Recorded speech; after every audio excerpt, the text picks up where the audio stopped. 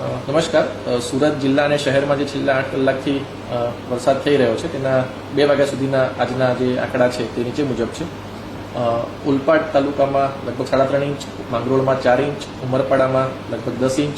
માંડવીમાં 3.5 inch, કામરેજમાં 2.5 inch, Surat શહેરમાં 3 થી 5 ઇંચ અલગ અલગ એરિયા પ્રમાણે, ચોર્યાસીમાં 2 ઇંચ, પલસાણામાં 5 ઇંચ, બારડોલીમાં 5 ઇંચ, મહુવામાં 4 ઇંચ, અરેઠમાં 5.5 ઇંચ અને અંબિકામાં 6 ઇંચ જેટલો વરસાદ છેલ્લા 8 કલાકમાં એટલે કે સવારે 6 વાગ્યાથી નોંધાયો છે. જે પ્રમાણે હવામાન વિભાગની આગાહી હતી તે જ પ્રમાણે અત્યારે રેડ એલર્ટ જે હતું તે અત્યારે ચાલુ છે અને હજુ પણ જે વરસાદ છે એ કન્ટિન્યુ રહેવાની સંભાવના છે અને આજે રાત્રે પણ ભારે વરસાદની શક્યતા છે અને કાલે સવારે પણ ભારે વરસાદની શક્યતાઓ છે. તેથી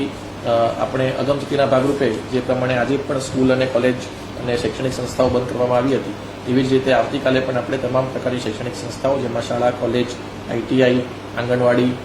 તે ઉપરાંત અન્ય ખાનગી ટ્યુશન ક્લાસીસ, કોચિંગ વર્ગો વગેરેને પણ અત્યારે બંધ રાખવા માટેનો આદેશ કરવામાં આવ્યો છે. આજે પણ આપણે ઇન્ડસ્ટ્રીઝ અને માર્કેટને બંધ રાખવા માટેની વિનંતી કરવામાં આવી હતી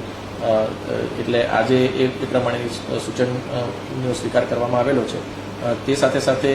અત્યારે શિફ્ટિંગની પણ કાર્યવાહી ચાલુ છે અને અત્યાર સુધીમાં લગભગ ગ્રામ્ય વિસ્તારમાં 500થી વધારે લોકોને અલગ અલગ ગામડાઓમાં અને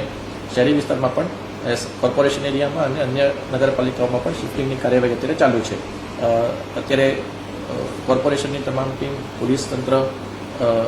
જિલ્લા વિકાસ અધિકારીનું તંત્ર, કલેક્ટર ઓફિસનું તંત્ર તમામે તમામ જે ટીમ્સ છે એ સાથે કામ કરી રહી છે અને નીચાણવાળા વિસ્તારમાંથી અત્યારે